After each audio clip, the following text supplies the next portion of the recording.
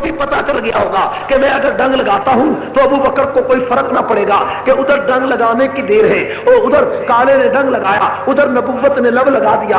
काले के डंग लगाने की देर है कि नबुव्वत लब लगाती है और वो डंग खत्म हो जाता है। इसलिए दुनिया को खुदा ने बता दिया कि ये तो गार की बात है, गार के अंदर हमने सिद्दीक के लिए मरहम पट्टी का इंतजाम किया और कयामत तक पाकिस्तान में, हिंदुस्तान में और भी कई काले आते रहेंगे। इसलिए हमने सिद्दीक को उस नबी के साथ सुला दिया और उस कब्र में सुला दिया, उस मजार में सुला दिया कि ये डंग लगाते रहेंगे, वो मरहम लगाता रहेगा।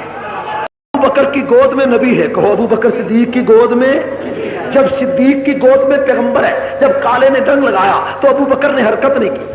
अबू बकर सिद्दीक ने हरकत क्यों हरकत न की कि गोद में मदनी की जात है, पैगंबर अलैहिस्सलाम की गोद में, पैगंबर सिद्दीक की गोद में नबी का सरे अक़दस है, नबी की जात है। अबू बकर ने एक मसला दुनिया को समझा दिया, अबू बकर ने इश्क व मोहब्बत का राज खोल दिया। अबू बकर ने फरमाया, बता दिया कि जहां नबी मौजूद होता है वहां डंग लग जाए, जहर भी असर कर जाए, अदब का तकाजा है कि इंसान हरकत न करे। जहां नबी मौजूद होता है अदब का तकाजा है कि इंसान हरकत नहीं करता। और मेरे दोस्त, आज पाकिस्तान का मुशरक मुल्ला, आज बिदती मुल्ला ये कहता है कि नबी मौजूद है और फिर गला फाड़ फाड़ कर मिंबर पर नाचता कूदता है, फिर गला फाड़ फाड़ कर लोगों के सामने उलमा की पगड़ियां उछालता है और वो मिंबर ये भी कहता है कि हजरत भी है यहाँ मौजूद, हजरत यहाँ मौजूद हो तू गला कैसे फाड़े, हजरत यहाँ मौजूद हो तू किस तरह उलमा की पगड़ियां उछालता फिरे। और अबू बकर ने तो गार में बता दिया कि हजरत जहां मौजूद होते हैं वहां डंग भी लग जाए तो हरकत नहीं होती। ये इश्क सिद्दीक ने बताया, ये इश्क किसने बताया? और इन लोगों को इश्क का क्या पता? इनको इश्क का पता है? ये आशिक है। कहते हैं जी खाना काबा के इमामों के पीछे नमाज नहीं होती, कहते हैं ना। हाँ, खाना काबा के इमाम के पीछे नमाज नहीं होती, मदीना मुनव्वरा के इमाम के पीछे नमाज नहीं होती। हाय हजूर ने फरमाया, ये कहकर ये कहते हैं कि मक्का मदीना के इमामों के पीछे हमारी नमाज नहीं होती। और जब इन्होंने ये फतवा दिया तो शाह फहद ने इनके 54 मुल्लाओं का सऊदी अरब में दाखिला बंद कर दिया। 54 मुल्लाओं का दाखिला बंद किया। मैंने शाह फहद को मुबारकबाद दी। मैंने कहा, शाह साहब तुम्हें मुबारक हो, तुमने कुरान की इस आयत पर अमल किया है, इन्नमल मुशरिकून नजसम फला यक़रबुल मस्जिदिल हराम। मुशरिक पलीद होता है, इसको काबे के करीब ना आने दो। और जनाब तुम्हें इतनी भी गैरत नहीं। और जिस तरह इश्तिहारी मुल्जमों के फोटो थानों में लगाए जाते हैं, उन मुल्लाओं के फोटो जद्दा के एयरपोर्ट पर लगा दिए गए। लगा दिए गए कि नहीं? वो भी कोई आशिक होता है, जिस आशिक को महबूब की गली में जाने से रोक दिया जाए, वो भी कोई आशिक है। ये भी तुम्हारा इश्क है कि तुम्हें वहां जाने से रोक दिया गया कि तुम वहां कभी नहीं जाओगे। रोते थे कंजुल ईमान को कि कंजुल ईमान पर पाबंदी हटाओ, अपना भी दाखिला बंद करवा बैठे कि नहीं? कहते जी मक्का मदीना को खुला शहर करार दो ताकि तुम्हारी 11वीं वहां भी चले, ताकि तुम्हारे ओ कुंडे उथे भी चलन, ताकि तीजा साता 40वां चले, ताकि पाकिस्तान के रुपयों की बजाय वहां तुम्हें नजरानों में रियाल मिले। रियाल ठीक है ना? और तो 5 रुपये तो भी टप गया है, ताकि रियाल मिले। बड़ी कोशिश की, लेकिन खुदा ने फरमाया मुशरकी ने पंजाब का दाखिला बंद कर दिया गया है। बंद हुआ या नहीं हुआ? कहते हैं जी मक्का मदीना की खाके शफा है, मक्का मदीना की खजूरों में बड़ी बरकत है, और जालिम मक्के की मट्टी में बरकत आ गई, मक्के के इमाम में कोई बरकत ना आई। मेरे दोस्तों, तुम्हें पता है कि इनका दाखिला सऊदी अरब में बंद क्यों हुआ? तवज्जो करें जरा। इनका दाखिला सऊदी अरब में बंद इसलिए हुआ कि यहां इन्होंने तबलीगी जमात का दाखिला अपनी मस्जिदों में बंद किया। इन्होंने कहा کہ جس مسجد میں 27 نمازوں کا ثواب ملتا ہے وہاں تبلیغی جماعت نہیں جا سکتی. خدا نے کہا کہ مجھے بھی خدا نہ کہنا اگر تمہارا داخلہ وہاں بند نہ کروں جہاں لاکھ کا ثواب ملتا. ٹھیک ہے یا نہیں؟ داخلہ بند ہوا کہ نہیں ہوا؟ اب بڑے روتے ہیں، بڑے پیٹتے ہیں. اتنا بڑا پاگل مذہب دنیا میں کوئی نہیں. وہ پاگلوں کا ٹولہ ہے نا. ادھر کہتے ہیں نبی مختار کل، نبی مختار کل. بھئی نبی اگر ہر چیز پر اختیار ہے تو مصلی پر امام کافر کو کیوں نہیں ہٹاتے؟ اور بولو بات ٹھیک ہے نا بھئی؟ تم کہتے ہو وہ گستاخ ہے، وہ مشرک ہے، وہ گستاخ ہے، وہ منافق ہے، وہ نعوذ باللہ کافر ہے، نجدی ہے. گستاخ کو اگر نبی نے پسند کیا تو ہم نے بھی پسند کیا. وہ گستاخ ہے. تسا عشق دا ٹھیکہ ماں دے ٹھڈ چوں لے کے آئے ہو. وہ گستاخ ہے.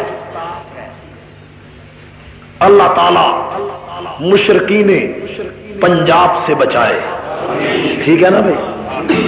ان کے پاس کوئی دلیل نہیں سوائے اس کے کہ ان کے قریب نہ جانا ہے اس کے علاوہ. اور جب عام لوگ کہتے ہیں یہ وہابی ہے، یہ گستاخ ہے، ان کے قریب نہ جانا. صبح سے لے کر شام تک گالیاں دیتے رہو جتنی تمہارے پاس ہیں. گالیوں سے کوئی فرق نہیں پڑتا. تمہیں پتا انہوں نے کئی سال پہلے ایک میلاد کانفرنس کی تھی رائے ونڈ میں، کی تھی نا. چلو چلو رائے ونڈ چلو. رب نے کیا جے مینو بھی رب نہ آخیا جے جے یہ بھی رائے ونڈ نہ جان ہے جی. ایک باری تو لے جاواں گا نا. رائے ونڈ چلے گئے جی. جس پلاٹ میں وہاں انہوں نے کانفرنس کی وہاں کل 10,000 آدمی آتا. وہ پلاٹ بھی پورا نہ بھرا. صبح اخبار میں آیا کہ 10 لاکھ انسانوں نے شرکت کی. میں نے کہا کہ یار اتنا بڑا جھوٹ. ایک مولوی سے اس نے کہا تم نے 20 لاکھ کہا، ہم 10 لاکھ بھی نہ کہتے. رائے ونڈ میں بڑی بات کہی. وہاں صبح سے لے کر دوپہر تک اتنی گالیاں تبلیغی جماعت کو دی کہ کچھ یونیورسٹیوں کے لڑکوں کو بہلا پھسلا کر لے گئے تھے. انہوں نے کہا یار یہ اتنے ہی برے ہیں، اگر تبلیغی جماعت والے اتنے ہی بڑے کافر ہیں تو تم آؤ، یہ اتنی بڑی کانفرنس ہے، آج ہم رائے ونڈ کے مرکز پر قبضہ کر لیتے، چلو چلتے. انہوں نے کہا بالکل ٹھیک ہے جی قبضہ کر. 300 لڑکا نوجوان کچھ مولوی نوجوان شریک ہو گئے کہ چلو آج مرکز پر قبضہ ہو. چل پڑے جی نعرے لگاتے ہوئے. نعرہ رسالت، نجدیت، وہابیت، یہ نعرے لگاتے ہوئے وہاں پہنچے. وہاں بھی کچھ ساتھیوں کو پتا چل گیا. آپ کو معلوم ہے کہ رائے ونڈ کے مرکز میں ہر وقت 3-4 ہزار آدمی موجود ہوتا ہے. اس وقت 2-2.5 ہزار آدمی موجود تھا. ان کو پتا چلا کہ اس طرح لوگ آ رہے ہیں. سارے جماعت کے ساتھی اندر سے نکل کر باہر آ گئے. گیٹ پر آئے جناب نعرے لگاتے ہوئے پیچھے ہٹ جاؤ ہم نے قبضہ کرنا ہے. انہوں نے کہا آئیے تشریف لائیے بزرگوں دوستو آئیے. انہوں نے کہا اندر قبضہ کر. کہا آئیے ہم قبضہ کراتے ہیں. وہ حیران ہو گئی یار یہ عجیب لوگ، ہم تو قبضہ کر رہے ہیں، یہ کہیں گے نہیں قبضہ کرنے دیں گے، ہم کہیں گے کریں گے. انہوں نے کہا بالکل ٹھیک ہے تشریف لائیے، آپ کا ہی تو ہے، آپ کا مرکز ہے جناب، آپ لائیے. سب مسلمان آ سکتے بھائی بھائی.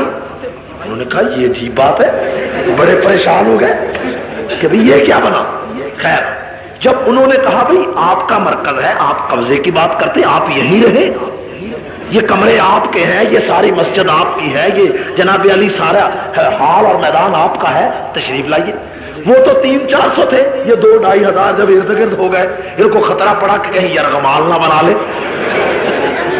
اس زمانے میں یرغمالی کا بھی رواج ہوتا تھا کہ یرغمال ہوتا تھا.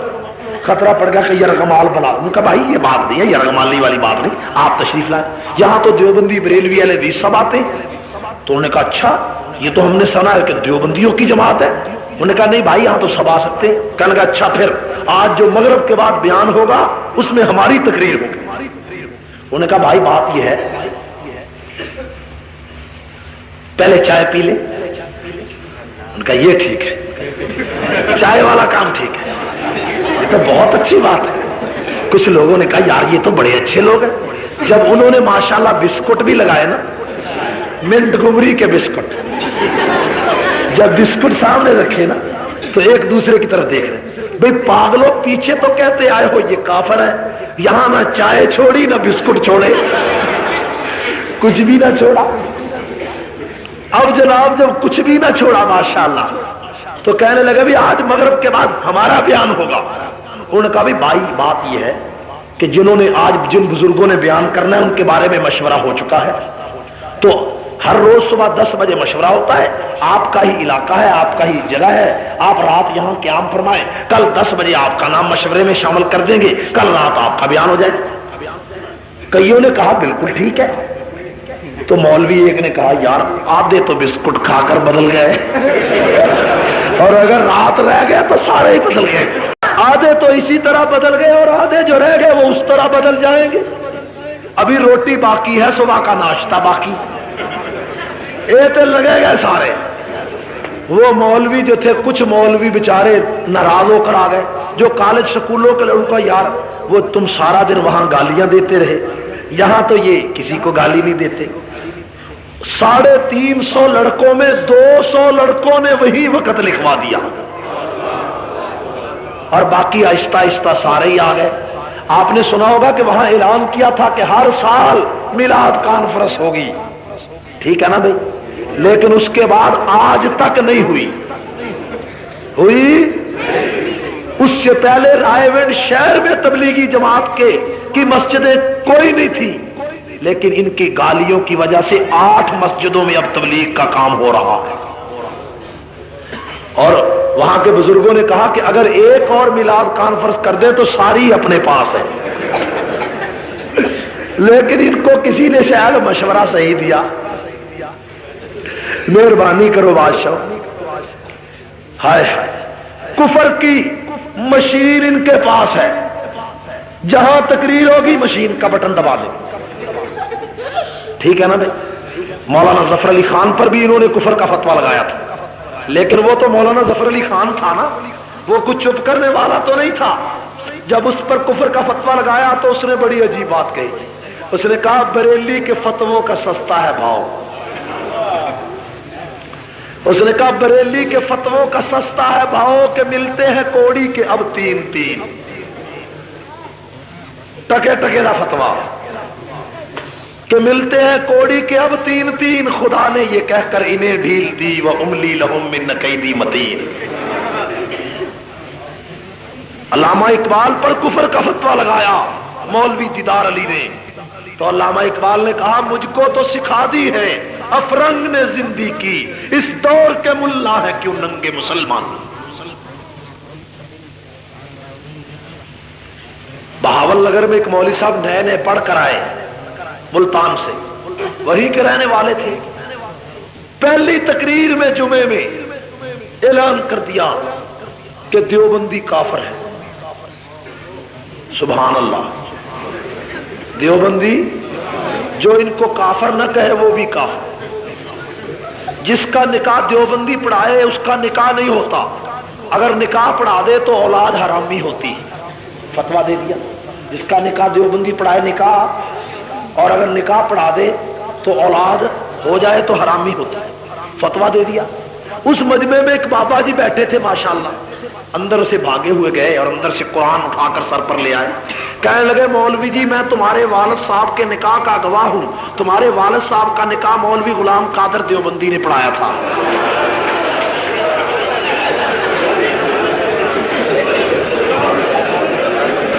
کہنے لگا میں تمہارے والد صاحب کے نکاح کا, تمہارے والد صاحب کا نکاح مولوی غلام قادر دیوبندی نے پڑھایا تھا. مولانا غلام قادر رحمت اللہ علیہ تھے مولانا محمد شریف بٹو رحمت اللہ علیہ کے والد, بہت بڑے عالم. یہ جو پچھلے دنوں فوت ہوئے مولانا محمد شریف بٹو بڑے جید عالم تھے. مولوی غلام قادر کا نے آپ کے والد کا نکاح پڑھایا تھا, لہذا مولوی صاحب آپ اپنے بارے میں وضاحت فرمائیں. اب جب مولوی صاحب نے دیکھا ادھر ادھر کی بات دیکھی, مجمع بڑا تھا, پڑھے لکھے لوگ کچھ تھے نوجوان, بھی وہ دور تو اب گزر گیا نا کہ تیجے ساتے 40ویں کے نام پر لوگوں کو پاگل بناؤ. اب کچھ لوگ سمجھدار ہو گئے ہیں. انہوں نے ایک نوجوان کھڑا ہو کہنے لگا مولوی صاحب اب بات آئیں بائیں سے نہیں چلے گی, وضاحت فرمائیں. مولوی صاحب کو جب بات کوئی نہ آئی تو کہنے لگا درود شریف پڑھو. کیا کہنے لگا؟ درود شریف. انہوں نے کہا جی درود شریف بعد میں اکٹھا ہی پڑھیں گے, پہلے وضاحت فرماؤ. جب مولوی صاحب کو کوئی بات بھی نہ آئی تو کہنے لگے بھئی یہ وقت وقت کی بات ہوتی ہے. یہ کیا ہوتا ہے؟ سوائے ان باتوں کے ان کے پاس کوئی چیز نہیں. کفر کی مشین. قائد اعظم کافر, علامہ اقبال کافر, قاسم ننوتوی کافر, مولانا رشید احمد گنگوہی کافر, عطا اللہ شاہ سارے کافر. تمہیں پتا ہے کہ مولوی احمد رضا بریلوی نے لکھا کہ جو کسی نجدی وہابی دیوبندی کی قیادت قبول کرے اس کا نکاح ٹوٹ جاتا ہے. ٹھیک ہے. شاہ احمد نورانی نے جب مفتی محمود کی قیادت قبول کی نکاح باقی رہ گیا. نورانی صاحب اور نکاح تے دوبارہ کرا لینا سی بادشاہ. اسی اور تے کوئی نہیں گستاخی کیتی بادشاہ, صرف یہی نیک مشورہ دیتا ہے کہ پیو دے کہن تے نکاح تے دوبارہ کرا لینا سی. اور ٹھیک ہے نا بھائی, اور تے گل کوئی نہیں. اور مولوی نقی علی, مولوی طیب دانا پوری, ان کے ایک مولوی صاحب ہیں, انہوں نے کہا جو مسلم لیگ میں شامل ہوگا اس کا بھی نکاح ٹوٹ جائے گا, جو مسلم لیگی سے ہاتھ ملائے گا اس کا بھی نکاح ٹوٹ جائے گا. میں نے کہا پیر پگاڑا سے نورانی نے ہاتھ ملایا, دونوں کا نکاح ٹوٹ گیا. نیازی نے ملایا وہ بھی گیا, سارے ہی گئے. ٹھیک ہے, ٹھیک ہے نا بھائی. وہ نیازی دا تے کہندے ہویا ہی نہیں, وہ بین الاقوامی رنڈا ہے, بین الاقوامی انٹرنیشنل رنڈا. میں نے کہا نیازی نہیں بیاہ کرو. آخر جی نظام مصطفیٰ جب آئے گا پھر نکاح کرائے گے. ہاں, اللہ تعالیٰ سمجھنے کی توفیق عطا فرمائے. اور اب یہ بڑے چیختے ہیں, بڑے چلاتے ہیں, ان کو بڑی تکلیف ہے. پہلے مفتی محمود سے تکلیف تھی رحمۃ اللہ, اب ان کو مولانا فضل الرحمان سے, مولانا عبداللہ درخواستی سے, حضرت مولانا عبید اللہ انور سے, اور جتنے بھی علماء ہیں جمعیت کے, علماء دیوبند ہیں, ایک ایک سے ان کو تکلیف ہے کہ ان کا وجود کیوں ہے. میں نے کہا کہ اب تمہارا داخلہ سعودی عرب میں بند ہوا, تم روو چلاؤ, اپنے باپ احمد رضا کی قبر پر جا کر روو کہ جس کفر کی مشین کو ہمارے سپرد کر گیا ہے اس نے یہ برا دکھلایا کہ اب مکے میں بھی بند, مدینے میں بھی بند. میرے دوستو ایک بات ذہن میں رکھیں, یہ شرف دیوبند کے فرزندوں کو ملا ہے کہ ختم نبوت کی بات آتی ہے تو چوکیدار عطا اللہ شاہ بخاری ہے, اگر صحابہ کی عظمت کی بات آتی ہے تو چوکیدار عبد الشکور لکھنوی ہے, اگر علم کے پھیلانے کی بات ہے تو انور شاہ کشمیری کو دیکھو, مولانا محمد قاسم نانوتوی کو دیکھو رحمت اللہ علیہ. کوئی ان کی مثال پیش نہیں کر سکتا. ٹھیک ہے, خیر بات دور نکل گئی. کہاں بات پہنچی تھی؟ غار میں. ٹھیک ہے نا بھائی, غار میں. حضرات توجہ کریں, ابو بکر صدیق رضی اللہ تعالیٰ عنہ کی بیٹی اسما رضی اللہ تعالیٰ عنہ گھر میں کھانا پکاتی ہے. گھر میں وہ کھانا پیغمبر علیہ السلام کے لیے پک رہا ہے, کھانا بھی بھیج دیا. تھوڑی دیر کے بعد عامر بن فہیرہ ابو بکر کے غلام بکریاں لائے, غار کے کنارے پر بکریوں کو کھڑا کر کے پیغمبر کو دودھ پلایا. ابو بکر کی بیٹی نبی کے لیے کھانا پکائے, ابو بکر کا غلام پیغمبر کے لیے دودھ بھیجے, اور خود ابو بکر نبوت کو جھولی میں لے کر بیٹھا. یہ صدیق کا عشق تھا. اور ابو بکر صدیق رضی اللہ تعالیٰ عنہ تھوڑی دیر کے بعد دیکھتے ہیں کہ غار کے کنارے پر مشرکین مکہ آ گئے ہیں. ان کے قدم صدیق نے دیکھے. ابو بکر نے فرمایا اے اللہ کے نبی وہ مشرک آ گئے. تو حضور نے فرمایا ہائے ہائے اذ اخرجہ الذین کفروا ثانی اثنین اذ ہما فی الغار. غار میں اپنے دوست سے کہا اذ یقول لصاحبہ لا تحزن. لا صدیق غم نہ کر. جب نبی نے فرمایا غم نہ کر، خدا نے کہا مکڑی چالا بن دے. ابو بکر کی بیٹی کھانا لے کر آئی تو ان کے پاؤں کے نشان مٹانے کے لیے ابو بکر کی بکریاں آئیں. خدا جب کام لینے پر آتا ہے تو دنیا کو بتاتا ہے. خدا کام لینے پہ آتا ہے، کبھی مکے کی مکڑی سے کام لیتا ہے، کبھی ابو بکر کی بکری سے کام لیتا. مکڑی نے جالا بن دیا. حضور نے فرمایا لا تحزن، لا غم نہ کر. غم ایک ہوتا ہے غم، توجہ کریں ذرا. ایک ہوتا ہے غم، ایک ہوتا ہے خوف. ایک ہوتا ہے خوف اپنی جان کا ہوتا ہے، غم دوسرے کی جان کا ہوتا ہے. حضور نے یہ نہیں فرمایا لا تخف ابو بکر ڈرنا. اگر ڈرتا صدیق تو نبی فرماتے ڈرنا. حضور نے فرمایا لا تحزن، غم نہ کر، یعنی تو محمد کا غم نہ کر صلی اللہ علیہ وسلم. ابو بکر کو اپنا ڈر ہوتا تو قرآن کہتا لا تخف. ابو بکر کو ڈر تھا نبی کا، فرمایا لا تحزن. کیا آگے فرمایا کہ ان اللہ معنا، ان اللہ ہمارا خدا ہمارے ساتھ ہے. موسیٰ علیہ السلام کے حواریوں نے کہا اے موسیٰ ہمیں کہاں لے چلتا ہے، کون سا راستہ ہے؟ تو موسیٰ علیہ السلام نے جواب دیا تھا ان معی ربی سیہدین. ان معی، بے شک میرا خدا میرے ساتھ ہے، مجھے سیدھا راستہ دکھائے گا. موسیٰ کے حواری تو بہت تھے لیکن موسیٰ نے فرمایا میرا خدا میرے ساتھ ہے. کیوں؟ موسیٰ علیہ السلام کو ان حواریوں پر اعتبار نہ تھا، اس لیے فرمایا میرا خدا میرے ساتھ ہے. یہ نہیں کہا ہمارا خدا ہمارے ساتھ ہے. موسیٰ نے حواریوں کو نہ ملایا ساتھ اور کہا کہ میرا خدا میرے ساتھ ہے، لیکن صدیق پہ پیغمبر کو اعتبار تھا اس لیے فرمایا ہمارا خدا ہمارے ساتھ ہے. اور فرمایا ان اللہ معنا، ان اللہ معنا، ہمارا خدا ہمارے ساتھ ہے. صدیق نبی کے ساتھ ہے. کہو صدیق نبی کے. صدیق ہر جگہ نبی کے ساتھ ہے. صدیق ہر بات میں نبی کے ساتھ ہے.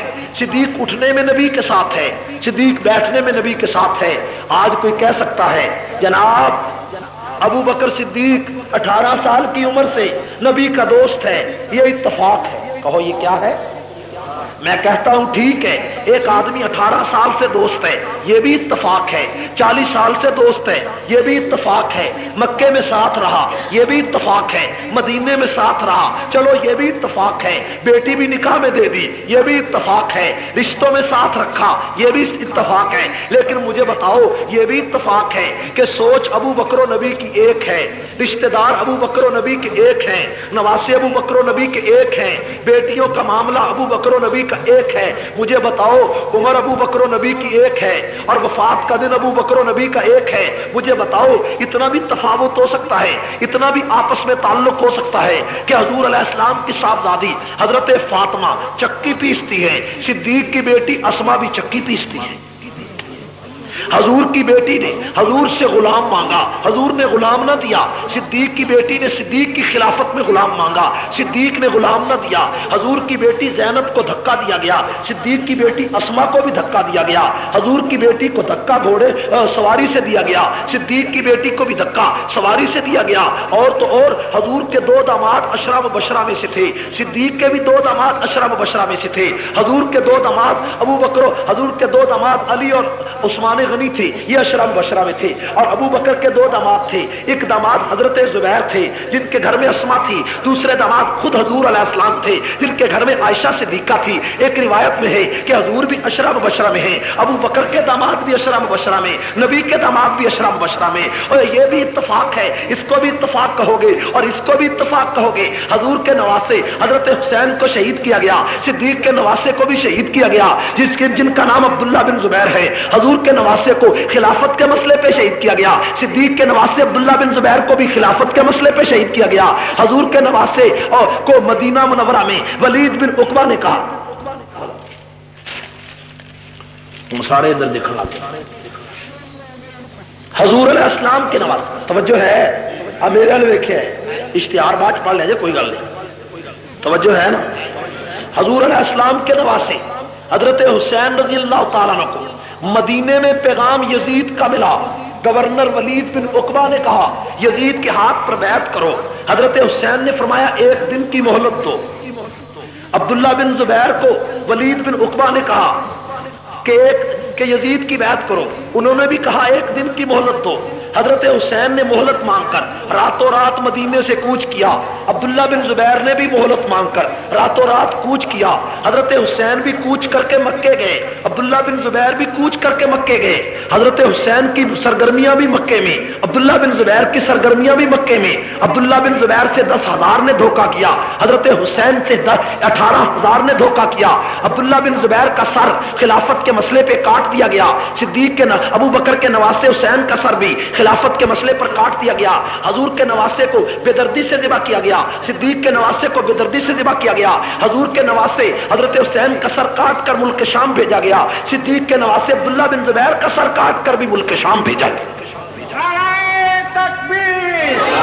یہ اتفاق ہے، مجھے بتاؤ اس کو بھی اتفاق کہتے ہیں؟ یہ بھی اتفاق ہے کہ نواسوں کی عادتیں ایک ہیں، نواسیوں کی عادتیں ایک ہیں، بیٹیوں کا معاملہ ایک ہے، اور گھر میں بیٹھنا ایک ہے۔ اور تو اور مجھے یہ بتاؤ، حضور علیہ الصلوۃ والسلام نے ہجرت کی، صدیق نے بھی ہجرت کی، حضور غار میں آئے، صدیق بھی غار میں آئے، حضور ام معبد کے خیمے میں آئے، صدیق بھی ام معبد کے خیمے میں آئے۔ حضور کی عمر 63 سال ہوئی، صدیق کی عمر بھی 63 سال ہوئی۔ حضور کی وفات سوار کے دن ہوئی، صدیق کی وفات بھی سوار کے دن ہوئی۔ حضور کی وفات دوپہر کو 11 بجے ہوئی، صدیق کی وفات بھی دوپہر کو 11 بجے ہوئی۔ اور تو اور حضور کو وفات سے 15 دن، حضور کو وفات سے 2 سال پہلے زہر دیا گیا، صدیق کو بھی 2 سال پہلے ہی زہر دیا گیا۔ حضور کو زہر کھانے میں دیا گیا، صدیق کو زہر بھی کھانے میں دیا گیا۔ جس کھانے میں حضور کو زہر دیا گیا وہ کھانا ہدیے میں آیا تھا، ابو بکر کو جس کھانے میں زہر دیا گیا وہ کھانا بھی ہدیے میں آیا تھا۔ حضور کو زہر یہودیوں نے دیا، صدیق کو زہر بھی یہودیوں نے دیا۔ وہ اتفاق کی حد ہو گئی، وہ عظیمت کی حد ہو گئی،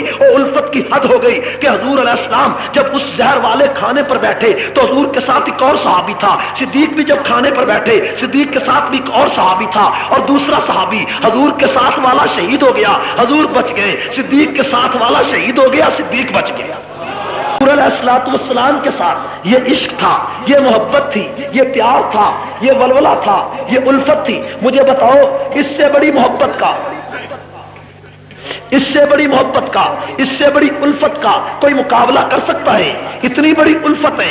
حضور علیہ السلام کو جو زہر دیا گیا اس زہر نے 2 سال کے بعد اثر کیا اور حضور کو شہادت خفی ملی۔ جو ابو بکر کو زہر دیا گیا وہ زہر بھی 2 سال کے بعد اثر کرتا ہے، ابو بکر کو بھی شہادت خفی ملی۔ اور تو اور حضور کو وفات سے 15 دن پہلے بخار آیا، صدیق کو بھی 15 دن پہلے ہی بخار آیا۔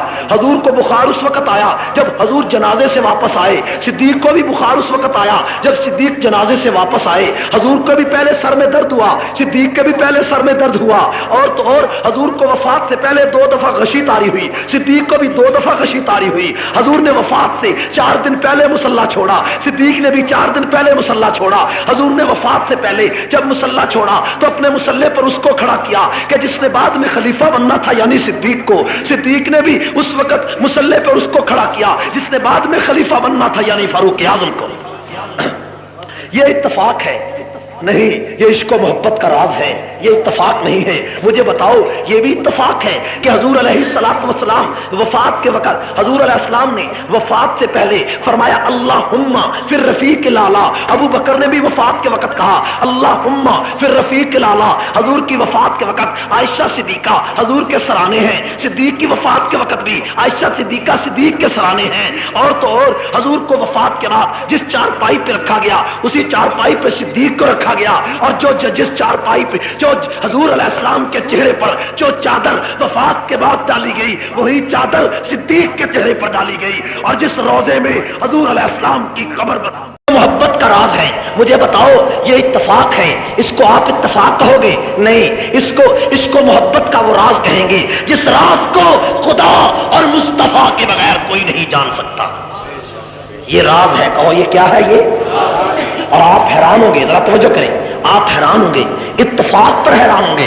حضور علیہ السلام نے اپنی زندگی میں جو پہلی جنگ لڑی اس جنگ کا نام کیا ہے؟ جنگ بدر۔ کیا نام ہے؟ جنگ بدر۔ اس جنگ میں مسلمانوں کی تعداد 313 ہے، دشمن کی تعداد 900 ہے۔ ابو بکر صدیق نے جو پہلی جنگ اپنی خلافت میں لڑی اس کا نام ہے جنگ ذوالقصہ۔ جنگ ذوالقصہ میں صحابہ کی تعداد 313 ہے، دشمن کی تعداد 900 ہے۔ حضور علیہ السلام نے جو دوسری جنگ لڑی اس کا نام جنگ احد ہے۔ جنگ احد میں 70 صحابی شہید ہوئے۔ صدیق اکبر نے جو جنگ لڑی جنگ یمامہ، اس جنگ میں بھی 70 صحابی شہید ہوئے۔ میرے دوستو، یہ عشق و محبت کی بات ہے، یہ عشق و محبت کا راز ہے، یہ الفت و محبت کا راز ہے، یہ پیار کا راز ہے۔ آج کا رافضی بکواس کرتا ہے کہ ابو بکر صدیق سے حضرت فاطمہ ناراض ہو گئی تھی، نعوذ باللہ۔ مجھے بتا تو صحیح، اگر فاطمہ صدیق سے ناراض تھی تو صدیق اکبر جب فاطمہ رضی اللہ تعالیٰ عنہ کی وفات کا وقت آیا تو بتا سکتا ہے کہ فاطمہ کے سرانے جو دو عورتیں بیٹھی تھی وہ کون تھی؟ ایک عورت سلمہ بنت امیس تھی جو حضرت حمزہ کی بیوی تھی، دوسری عورت اسما بنت امیس تھی جو صدیق اکبر کی بیوی تھی۔ مجھے بتا، جس نے فاطمہ کو دھکا دیا ہو وہ اپنی بیوی کو فاطمہ کی تیمارداری کے لیے بھیج سکتا ہے؟ جب حضرت فاطمہ فوت ہو جاتی ہیں تو حضرت فاطمہ کو غسل صدیق کی بیوی نے دیا، فاطمہ کو کفن صدیق کی بیوی نے پہنایا، فاطمہ کا جنازہ صدیق کی بیوی نے تیار کیا، اور جب جنازہ تیار ہو گیا تیار کر کے مسجد نبوی کے صحن کے سامنے لا کر رکھا گیا تو ابو بکر صدیق کی خلافت کا زمانہ ہے، علی المرتضیٰ موجود ہے۔ حضرت ابو بکر نے فرمایا کہ اے علی، یہ بیوی آپ کی ہے، بیٹی پیغمبر کی ہے، اس کا جنازہ آپ پڑھائیں۔ تو حضرت علی نے جو جواب دیا وہ جواب شیعہ کی کتابوں میں بھی موجود ہے، اہل سنت کی ترمذی شریف میں بھی موجود ہے۔ ابو بکر صدیق کے سامنے، سارے مجمع کے سامنے علی المرتضیٰ نے جواب دیا، فرمایا اے امیر، اے جانشین رسول اللہ، میں کیا کروں؟ حضور کا حکم میرے سامنے ہے۔ حضور نے فرمایا لا ينبغي لقوم فيهم ابا بکر ان يؤمهم غيره، کہ جس قوم میں ابو بکر موجود ہو کسی اور کے لیے جائز نہیں کہ مصلی پہ کھڑا ہو۔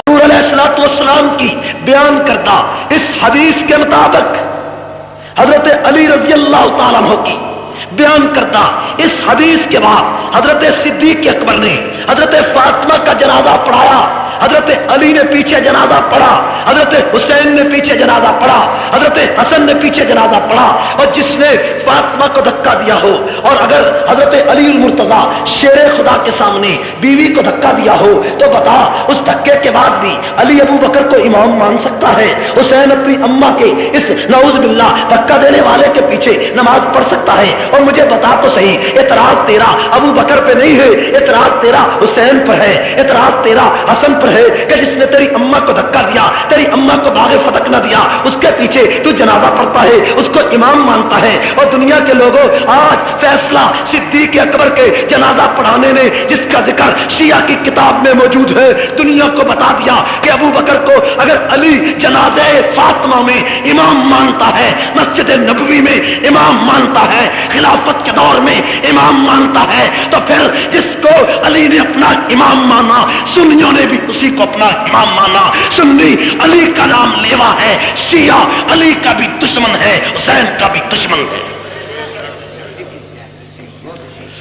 ہم تو علی کے پیچھے ہیں۔ ہم کس کے پیچھے ہیں؟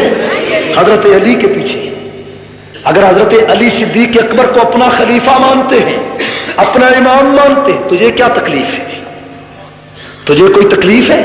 ہاں تکلیف تو ہے. تکلیف میں کوئی شک ہے تجھے؟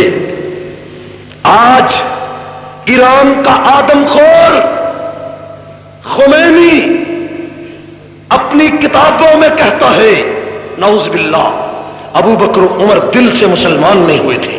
کی کتاب الحکومت الاسلامیہ جس کا ترجمہ پاکستان میں جماعت اسلامی کے MN اسد گیلانی نے کیا ہے، اس کتاب میں کہ 121 صفحے پر خمینی کہتا ہے کہ ہمارے 12 اماموں کا درجہ اتنا اونچا ہے کہ 1,24,000 نبیوں میں اس مقام پر کوئی نہیں پہنچ سکتا. یاد رکھو امت مسلمہ کا عقیدہ ہے کہ خمینی میرے نزدیک بھی ساری امت کے نزدیک مرزا غلام احمد قادیانی سے بڑا مرتد ہے. مرزا غلام اور مرزا غلام احمد قادیانی نے کسی جگہ اتنی لمبی باتیں نہیں لکھی. وہ کافر ہے، وہ بے ایمان ہے، وہ بھی مرتد ہے، کوئی شک نہیں. لیکن یہ کہے پیار سے حضور بھی اپنے مشن میں ناکام ہو گئے تھے. یاد رکھو آج بعض لوگ کہتے ہیں جی تم شیعہ کے بارے میں بڑی باتیں کرتے ہو. پورے ملک میں جس سے دیکھو وہ شیعہ کو کافر کہتا ہے، مولوی حق نواز کو دیکھو وہ بھی کہتا ہے، تم بھی کہتے ہو، سب لوگ کہتے ہیں. میں نے کہا یاد رکھو اس وقت صورت ایسی بن چکی ہے کہ آج سے 10 سال پہلے ایران کے اندر شیعہ کی کتابیں فارسی میں عربی میں بند تھیں، لیکن جب سے خمینی آیا اس نے وہ فارسی کے تمام ذخیرے جس میں صحابہ کے خلاف بغض لکھا ہوا ہے، قرآن کے خلاف لکھا ہوا ہے، ان ساری کتابوں کے ترجمے انگریزی میں اردو میں کر کے پوری دنیا میں بکھیر دیے ہیں. مفت کتابیں شائع ہو رہی ہیں.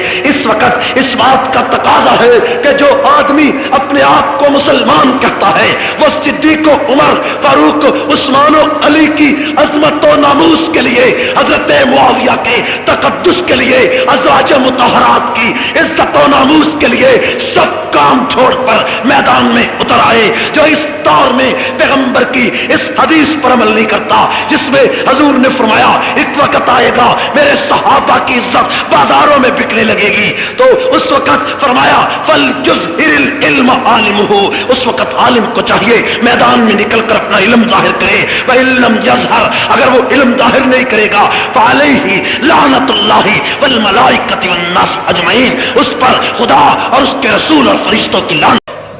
ایک بات آپ نے زیادہ وقت نعروں پر لگایا ہے، لیکن میری بات آپ توجہ سے سماعت فرمائیں. ٹھیک ہے نا بھائی؟ توجہ ہے آپ کی؟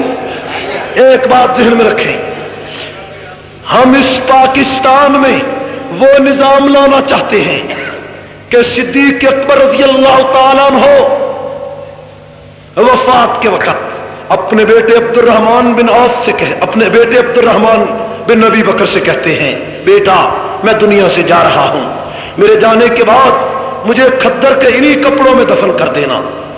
بیٹے نے کہا ابا جان یہودی کیا کہیں گے کہ مسلمانوں کے خلیفہ کو اچھا کپڑا بھی نہ ملا. تو بیٹے نے کہا ابا جان میرا بیٹے ابو بکر صدیق نے فرمایا بیٹے میرا گزارا کھدر کے انہی کپڑوں میں ہو جائے گا، اچھا کپڑا مدینہ کی کسی بیوہ کے کام آ جائے گا. کوئی ایسا نظام پیش کرو. آج 9 سال ہو گئے ایک امیر المومنین نامی آدمی ہمارے اوپر مسلط ہے. ٹھیک ہے نا؟ اور قرآن سے دھوکا، شریعت سے دھوکا، اسلام سے دھوکا، علماء سے دھوکا، ہر ایک سے دھوکا اور دھوکا ہی دھوکا. ٹھیک ہے نا بھائی؟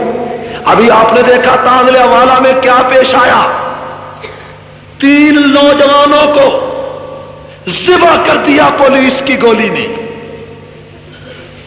اس لیے کہ یہ پنجاب کا گنجا وزیر اعلیٰ کئی دن پہلے بیان دیتا ہے کہ 2-4 آدمی مر جائیں تو کوئی فرق نہیں پڑتا.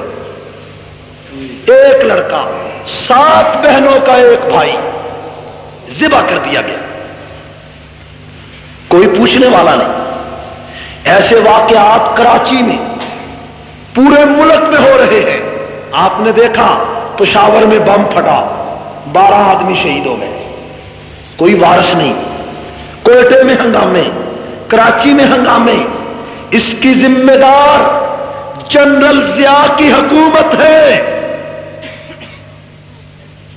اگر فاروق اعظم یہ فرمائے کہ لو مات الکلب جوعا علی شط الفرات اسأل یوم القیامہ، ایک کتا دریائے فرات کے کنارے پر بھوکا مر جائے تو قیامت کے دن عمر سے پوچھا جائے گا۔ اگر فاروق اعظم یہ فرمائے اور فاروق اعظم دریا کے کنارے کی ایک جھونپڑی میں جائے اور عورت سے کہے اماں عمر کے بارے میں تیرا کیا خیال ہے، تو بوڑھی عورت کہے اے نوجوان قیامت کے دن میں عمر کا گریبان پکڑوں گی۔